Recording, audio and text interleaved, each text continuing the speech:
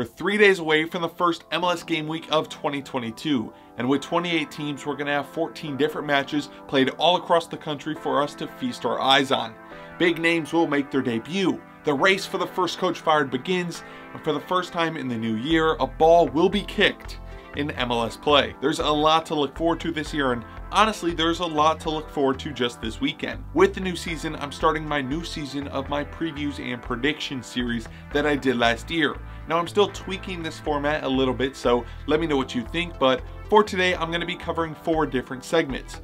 First, I'm going to look in depth at 3 matches that I like. Then I'll quickly go over another 2 matches that I think could be interesting. And then I will give you 1 match that I say is a guaranteed win. And then I'm going to finish up with 1 player I'm going to keep my eyes on this weekend. Again, let me know what you like, what you don't like, what you think I should cover, what you don't think I should cover. Leave all those thoughts in the comments below. And with that out of the way, here we go. First match on deck, and it couldn't be any other. It's Charlotte FC's inaugural game against DC United.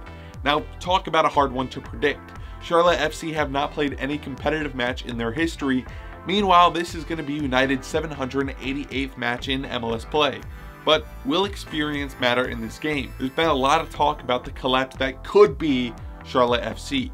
With their manager coming out saying that the team's screwed. I get it, but this team, although missing a few pieces, is still a roster that can compete. And to be honest, I think this is definitely a roster that can and will be able to compete against DC United. Charlotte's a team that is going to attack. I mean, that's what they're built to do, and that's what head coach Miguel Ramirez has done at his previous clubs. Along with that, DC is also a team that we know will attack. Hernan Losada's 3-4-2-1 formation is set up to flood the outsides and get that ball into the box.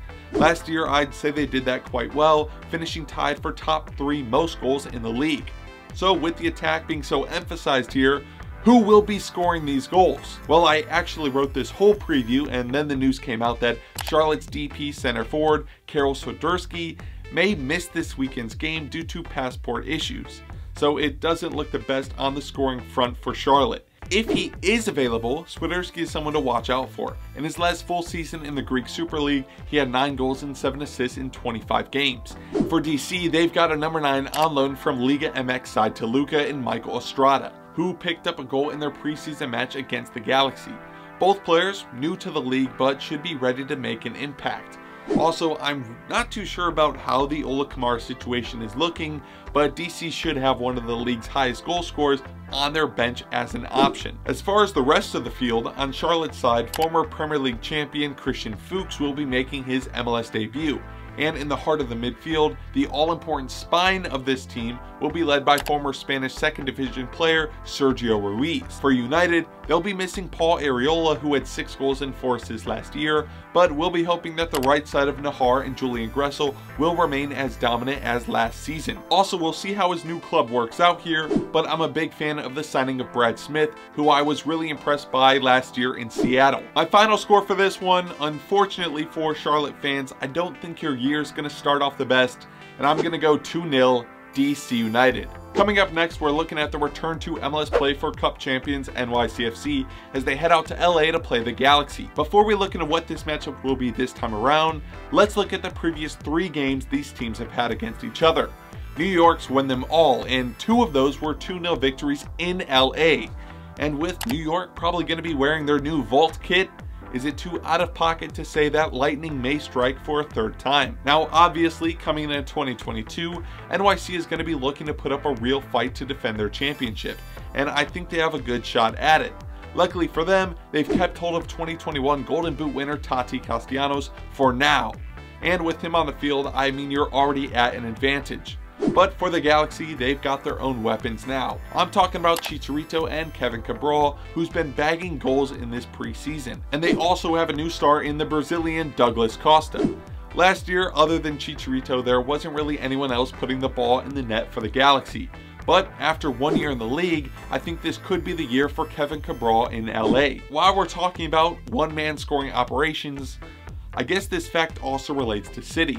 The next highest goal scorer from 2021 still on NYCFC after Castellanos is Thiago Andrade, and he only had 4 goals compared to Tati's 19. Yes, that's a big drop off, but like the Galaxy's Cabral, this could be the year where NYCFC's young Brazilians Thales Magno and Andrade help close that gap a little bit. Another aspect of this game will be that NYCFC will be playing their second leg match in the CONCACAF Champions League 3 days before this game in LA. The good news is they have a lead after their first leg and should be able to somewhat comfortably rest some of their guys for their season opener. Along with that fixture congestion though, NYCFC have already played some real competitive minutes, and that could be enough to push them over the line. I actually see both teams coming out ready for this match, and I'm gonna go with a draw, but a high scoring draw with 2 apiece. The final in-depth match we'll examine here is possibly a very early decider on who can finish on top of the West this year. It's MLS powerhouse Seattle Sounders against the newly awarded Western Conferencers Nashville SC. We'll start this preview off by talking about how similar these teams actually performed last year. Both squads were scoring for fun, with Seattle's 53 goals on the year and Nashville's 56. They both have strong attacks, with Seattle spearheaded by Raul Ruidiaz, a proven goal scorer in this league with 50 goals in 79 regular season appearances, and Nashville's led by 2021 MVP candidate Hani Mukhtar. As well as being great on the offense, these two teams were also the best in the league last year on the defense, with both only conceding 33 goals in 34 games.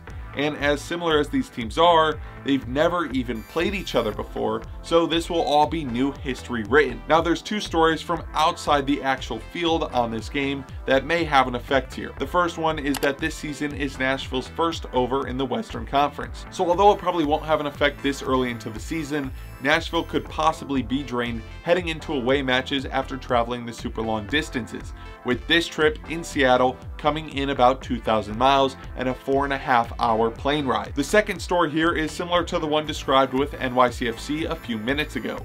Seattle are playing in the CCL on Thursday night, only 3 days before this massive matchup. And unlike NYC, Seattle didn't do themselves any favors in their first leg match in Honduras. Therefore, Seattle will probably be putting out a full-strength lineup here in the CCL to improve their chances of moving on, and because of that, they may be at less strength when it comes to Sunday. But this is Seattle we're talking about, a team who has had an immense amount of depth over the years, where second-string players could be starters on other teams.